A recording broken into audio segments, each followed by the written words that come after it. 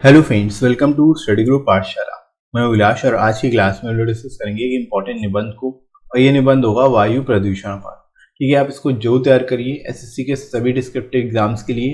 ठीक है, और इसकी कंप्लीट प्लेलिस्ट को जो देख लीजिएगा, जितने भी एक्सपेक्टेड टॉपिक्स हैं उनको प्रिपेयर कर सकते हो, और जितने इंपॉर्टेंट लेटर्स हैं, पत्र हैं, उनको भी आप तैयार कर सकते हो। उसकी प्लेलिस्ट आपको डिस्क्रिप्शन में मिल जाएगी। ठीक है फ्रेंड्स, इसके साथ ही साथ आप इन बुक्स को ले सकते हो जो हिंदी इंग्लिश दोनों में आपको मिल जाएंगी।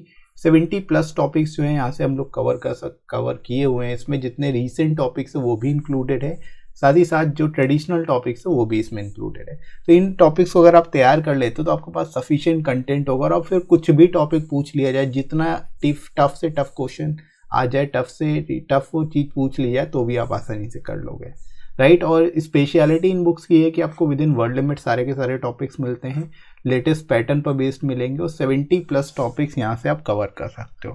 ठीक है, और ऐसे लेटर दोनों ही सिंगल बुक में मिल जाएंगे, तो अलग से 2 बुक लेने की जरूरत नहीं पड़ेगी। लोएस्ट कॉस्ट में बुक आपको एडिशनली मिल जाएगी, राइट। एडिशनल 30% आपको डिस्काउंट भी मिल जाएगा। तो डिस्क्रिप्शन में लिंक दोस्तों दिया गया है, वहाँ से जाके आप अपनी एग्जाम के हिसाब से इसको परचेज कर सकते हो। SSC CGL, CHSL, SSC GST या फिर आईबीपीएस पीओ के लिए, या बैंक एग्जाम्स के लिए। ठीक है फ्रेंड्स, तो चलिए शुरुआत करते हैं आज की क्लास की। इंट्रोडक्शन से स्टार्ट करेंगे, कैसे इस टॉपिक को एक्सप्लेन करोगे देख लेते हैं।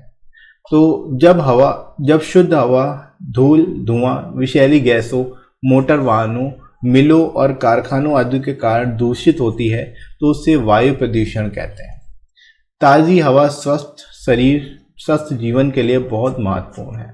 ठीक है, यहाँ पर आप शुरुआत कर सकते हो, बता सकते हो कि जो शुद्ध या वायु है, वो प्रदूषित कैसे होती है। यानी जो भी शुद्ध हवा है, जो भी शुद्ध वायु है, उसमें धूल, धुआं, विषैली गैसें, मोटर वाहनों या फिर मिलों से निकलने वाला जो धुआं है, कारखानों आदि से निकलने वाला जो धुआं है, वो सब जब मिक्स होता है तो उससे क्या होता है, वो जो वायु है वो प्रदूषित हो जाती है।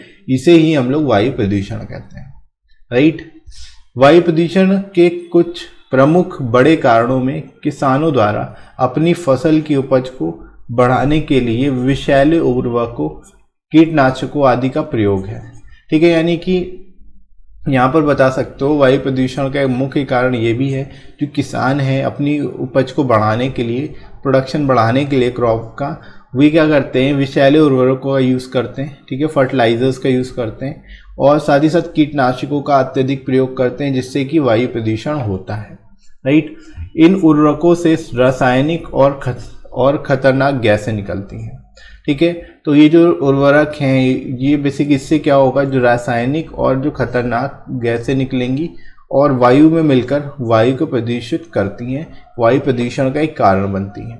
ठीक है, तो यहाँ पर आप इस तरह से बता सकते हो, इस तरह से आप लिख सकते हो कि वायु प्रदूषण का मुख्य कारण क्या है, जो किसानों द्वारा कीटनाशक और जो उर्वरक, जो फर्टिलाइजर्स यूज़ किया जा रहा है, उसके द्वारा भी काफ़ी हद तक वायु प्रदूषण फैलता है, राइट फ्रेंड्स।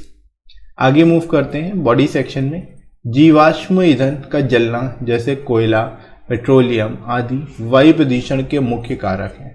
इसके साथ ही साथ आप अदर बता सकते हो, जो अदर मुख्य कारण है वो क्या है, जीवाश्म ईंधन का जलना जैसे कि कोयला हो गया, पेट्रोलियम है, या फिर ये सभी जो हैं वायु प्रदूषण के एक प्रमुख कारण है, जिनको बारे में आप यहाँ पर लिख सकते हो।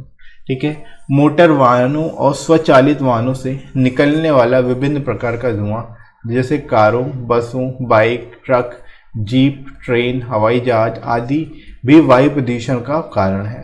ठीक है, तो यहाँ से जितने भी तरह के वाहन हैं, जितने भी स्वचालित वाहन हैं, ये सभी जो हैं एक तरह से कहीं ना कहीं वायु प्रदूषित करते हैं, क्योंकि इनसे जो धुआं निकलता है वो शुद्ध हवा को क्या करता है, दूषित करता है। ठीक है, तो वायु प्रदूषण का ये भी एक बड़ा कारण है, राइट फ्रेंड्स। तो उद्योगों की बढ़ती संख्या के कारण विषैले औद्योगिक धुएं और हानिकारक गैसें जैसे कार्बन मोनोऑक्साइड, कार्बनिक यौगिक, हाइड्रोकार्बन रसायन आदि कारखानों तथा मिलों से पर्यावरण में छोड़ी जाती हैं। ठीक है, तो यहाँ पर आप ये भी बता सकते हो, जो बड़े बड़े उद्योग हैं या फिर जो बेसिकली कारखाने हैं, उनसे जो है अलग अलग तरह की विषैली धुएं निकलते हैं, जो कि हानिकारक गैस के फॉर्म में निकलते हैं, जो कि कार्बन मोनोऑक्साइड होती हैं जिनमें। ठीक है, कार्बनिक यौगिक, हाइड्रोकार्बन रसायन, ये सभी जो हैं निकलती हैं, जो कि पर्यावरण को काफ़ी ज़्यादा नुकसान पहुंचाती है, राइट। कुछ घरेलू गतिविधियां जैसे पेंट आदि भी बहुत से विषैले रसायनों को वायु में छोड़ता है।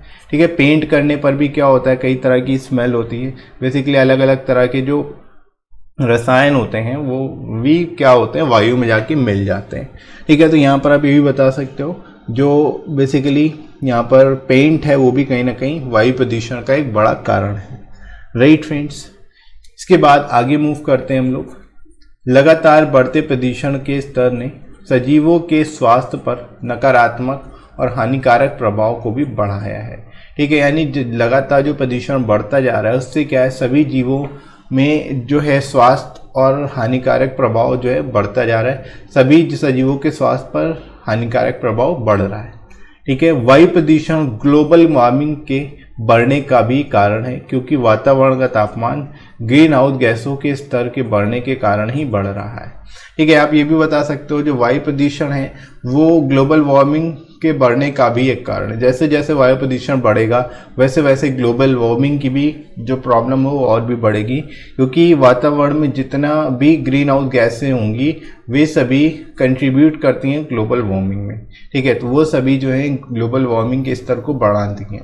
राइट, तो यहाँ पर आप इसके बारे में लिख सकते हो। इसके बाद देखो, ये ग्रीन हाउस गैस से ग्रीन हाउस इफेक्ट, ग्लेशियर का पिघलना, मौसम का बदलना, जलवायु का बदलना आदि को बढ़ाती हैं। ठीक है, तो ग्रीन हाउस गैसेस की वजह से बहुत सारे इफेक्ट पड़ते हैं, बहुत सारे प्रभाव पड़ते हैं, चाहे वो ग्लेशियर्स का पिघलना हो, मौसम का बदलना हो, जलवायु का बदलना हो, ये सभी चीज़ें जो हैं ग्रीन हाउस प्रभाव के कारण ही होती हैं। राइट, बढ़ता हुआ वायु प्रदूषण कई घातक रोग जैसे कैंसर, हार्ट अटैक, अस्थमा आदि रोगों को बढ़ाता है। ठीक है, तो आप यहाँ पर ये भी बता सकते हो जैसे जैसे वायु प्रदूषण बढ़ेगा वैसे वैसे जो रोग हैं वो भी तेज़ी से बढ़ेंगे, चाहे वो कैंसर हो, हार्ट अटैक हो या फिर अस्थमा जैसे रोग हों। ठीक है, तो इनको भी यहाँ पर आप लिख सकते हो, बता सकते हो, एक्सप्लेन कर सकते हो। राइट फ्रेंड्स, आगे मूव करते हैं फ्रेंड्स कंक्लूजन में। बहुत से महत्वपूर्ण पशुओं और पेड़ पौधों की प्रजातियां पूरी तरह से नष्ट हो चुकी हैं। पर्यावरण में हानिकारक गैसों का बढ़ना अम्लीय वर्षा और ओजोन परत के क्षरण का भी कारण बन रहा है। ठीक है, यहाँ पर आप बता सकते हो जो बहुत से महत्वपूर्ण पशु पक्षी हैं और जो पेड़ पौधे हैं वे सब, उनकी जो प्रजातियां ही पूरी तरह से नष्ट हो रही हैं जैसे जैसे जलवायु में परिवर्तन आ रहा है, जैसे जैसे क्लाइमेट चेंज होता जा रहा है। ठीक है, इसके साथ ही साथ पर्यावरण में हानिकारक गैसों के बढ़ने से क्या हो रहा है, अम्लीय वर्षा हो रही है, एसिड रेन हो रही है, साथ ही साथ ओजोन परत जो है वो भी डिप्लीट होती जा रही है, उसमें भी क्षरण हो रहा है। ठीक है, तो ये सभी जो हैं एक तरह से कहीं ना कहीं वायु प्रदूषण के कारण ही इस तरह की सिचुएशन सामने आ रही है और उन सभी का सामना करने को मिल रहा है। ठीक है, तो यहाँ पर आप इनको बता सकते हो, सभी को मिलकर प्रयास करना होगा, तभी वायु प्रदूषण के स्तर को नियंत्रित करने में मदद मिल सकती है। अब आप यहाँ पर सजेशन दे सकते हो लास्ट पैरा में कि हम सभी को मिल के प्रयास करने की ज़रूरत है, सभी को मिल के प्रयास करना चाहिए ताकि वायु प्रदूषण के जो स्तर है उसको नियंत्रित किया जा सके, उसको कंट्रोल में किया जा सके। ठीक है, औद्योगिक एस्टेट की स्थापना आवासीय क्षेत्रों से दूर होनी चाहिए और पुनः वृक्षारोपण को बढ़ावा देना चाहिए, जो कई सकारात्मक प्रयासों की ओर ले जाता है। ठीक है, तो यहाँ पर आप ये भी कह सकते हो जो औद्योगिक स्टेट्स हैं यानी कि जो इंडस्ट्रीज़ हैं और जो कारखाने हैं वो सभी जो है आवासीय क्षेत्रों से दूर होने चाहिए, दूर क्षेत्र में बने होने चाहिए। ठीक है, उसके साथ ही साथ जो वृक्षारोपण है वो भी किया जाना चाहिए। ठीक है, ताकि इसके कई सारे सकारात्मक प्रभाव हमें देखने को मिले।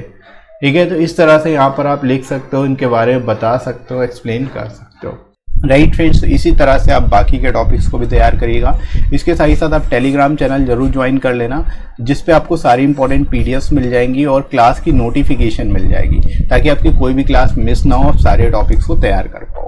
राइट फ्रेंड्स, और डिस्क्रिप्टिव के लिए आपको जस्ट सर्च करना है स्टडी ग्रुप पाठशाला टेलीग्राम पर, आपको चैनल मिल जाएगा, वहाँ से जाके आप इसको ज्वाइन कर सकते हो। ठीक है, बाकी कमेंट सेक्शन में भी आपको पिन कर दूंगा लिंक, वहाँ से जाके आप डायरेक्ट ज्वाइन कर सकते हो। वहाँ पर आपको सारी क्लास की पीडीएफ भी मिल जाएंगी और नोटिफिकेशन भी मिल जाएंगे। राइट, इसके साथ ही साथ फ्रेंड्स आप मुझे अनअकैडमी पर फॉलो कर सकते हैं और स्पेशल क्लास को वॉच कर सकते हैं जो पूरी तरह से फ्री होती हैं। क्लासेस जो होती है वो 11:30 से मॉर्निंग में होती है और इसमें हम लोग जीके जीएस करा रहे हैं। जीके जीएस आपकी क्लास होती है जिसमें एमसीक्यू के थ्रू हम लोग यहाँ पर सारे टॉपिक्स को कवर कर रहे हैं। तो आप इनको जरूर देखिए, आपको काफ़ी फ़ायदा होगा। जीके जीएस के लिए स्पेशली इन क्लासेस को आप वॉच कर सकते हो अनअकैडमी पर, ठीक है। और वीडियो कैसा लगा कमेंट करके ज़रूर बताइएगा। वीडियो हेल्पफुल लगा हो तो लाइक कर दीजिएगा, इस वीडियो को शेयर करिएगा अपने सभी दोस्तों में जो डिस्क्रिप्टिव पेपर की तैयारी कर रहे हैं। और आप अगर नए हो इस चैनल पर तो चैनल को सब्सक्राइब करना बिल्कुल भी मत भूलना। राइट फ्रेंड्स, तो अभी के लिए इतना ही। नेक्स्ट मिलते हैं अगली क्लास में। Thanks for watching.